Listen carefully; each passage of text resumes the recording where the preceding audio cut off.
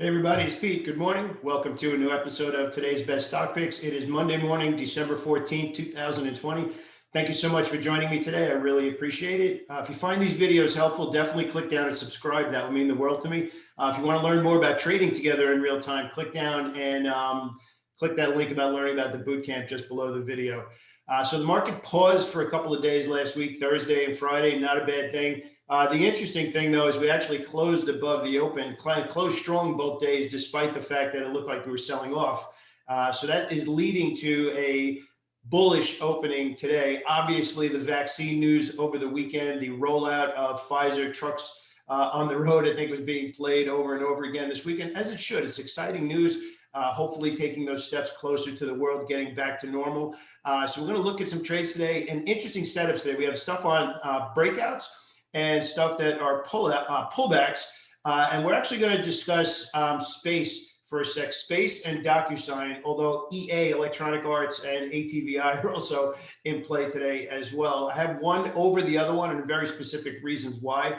And it really has to do with profit potential in exchange for accepting the risk on those trades.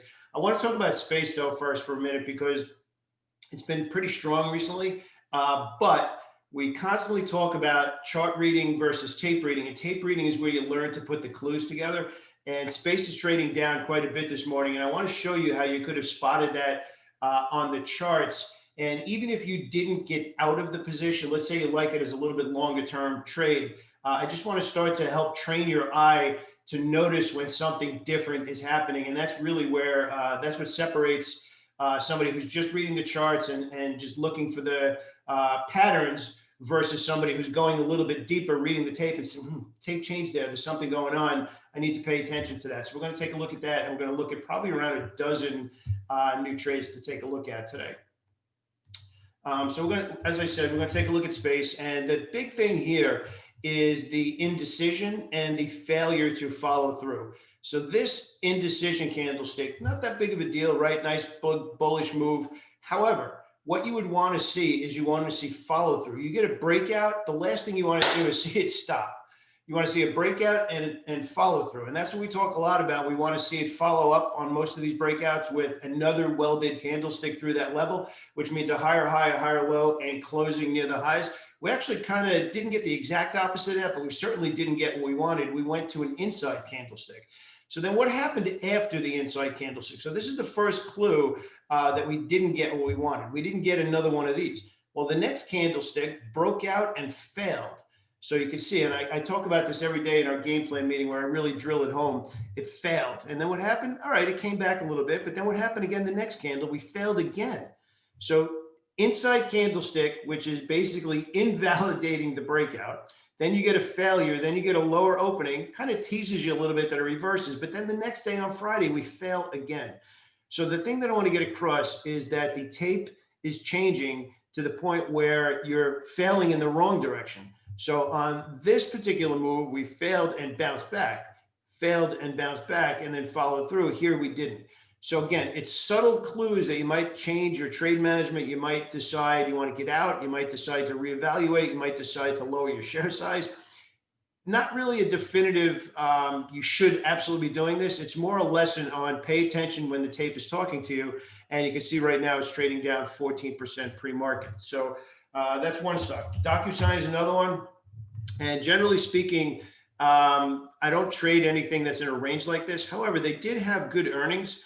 And it's pulled back pretty hard since earnings. And we went well bid on Friday, again, which means higher highs and higher lows. So what I'm looking for here, I'm looking for a 230 buy stop. In other words, I want to get up to 230, and that's where I'm looking to get into the trade. Now, a lot of people will say, why don't you just get in now if you want to buy it? Well, it's because I don't want to get involved in the noise where it's having a hard time getting through, going all the way back to the summertime. However, if it gets above that level, stays above that level, meaning if we punch through 230 today, close strong, it'll be the first piece of the trade. So watch the video I did this morning on easy trading strategy, which has a lot to do with working those orders. If we get above there, that 230 buy stop, that'll be the first piece of a trade. And then remember what I just said about the breakout in space. If we close through this level, I want to see it get above that level and close strong, which very similar to here is what did not happen. This would be the first entry if we get that today.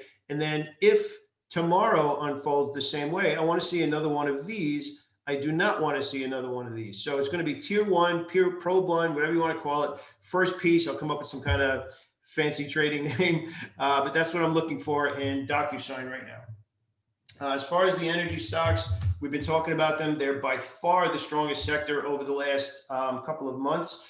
Still looking for them. However, let's put the pieces together here. And the reason I want to bring this up is what happened, right? We had a breakout into an inside candlestick, which means we did not follow through. We did not get what we wanted to see. So the tape, one little subtle clue. Let's see if that leads to trades in the opposite direction, where you might be getting stopped out, or if that's a sign where you should be moving up your trailing stop loss.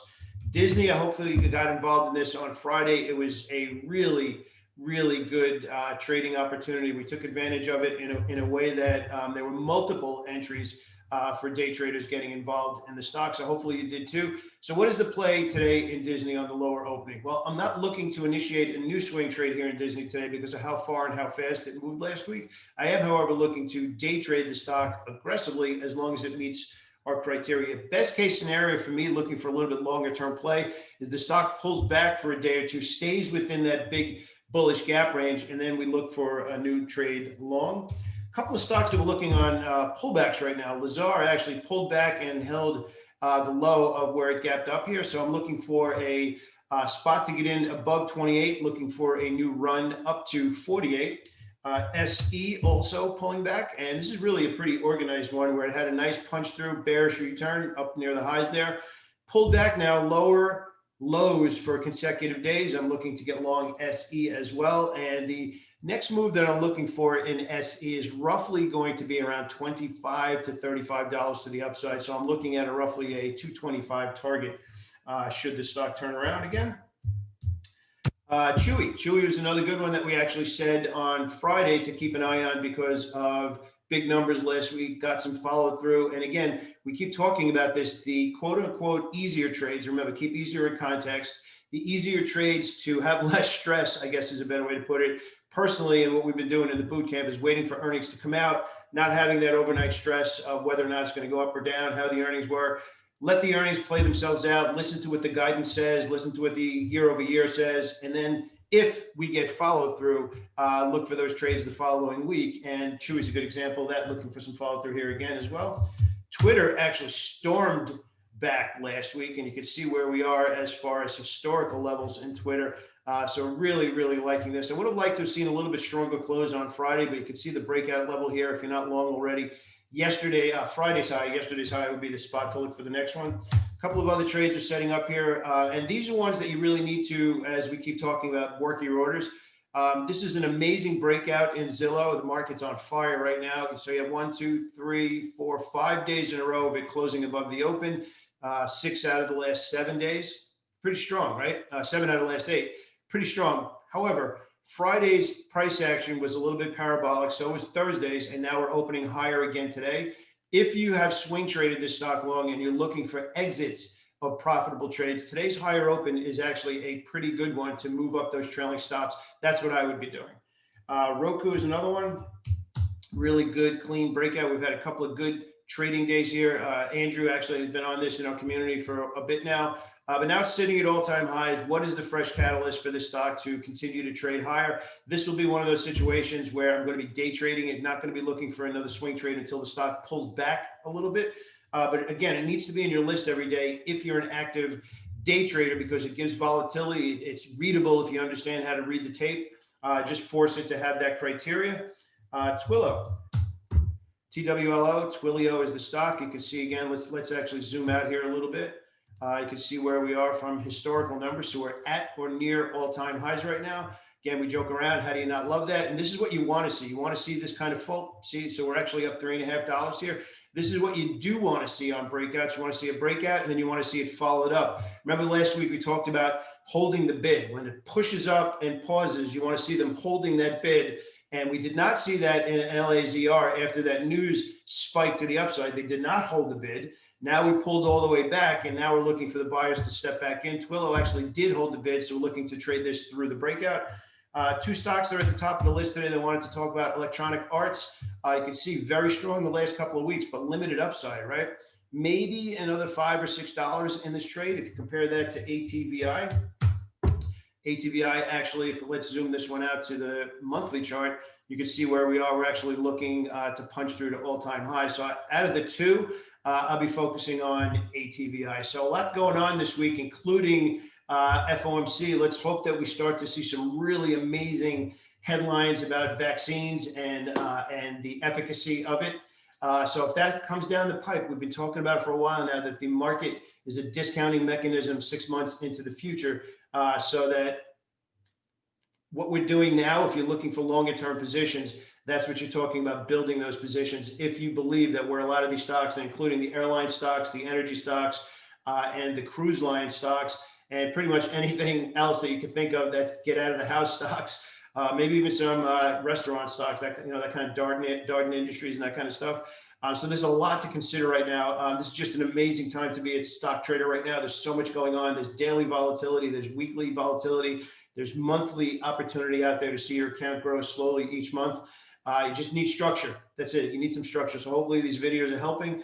If you want to go into more detail and see exactly what I'm doing trade by trade, definitely click down and learn about the bootcamp. I'd love to see you on the other side. Thank you so much.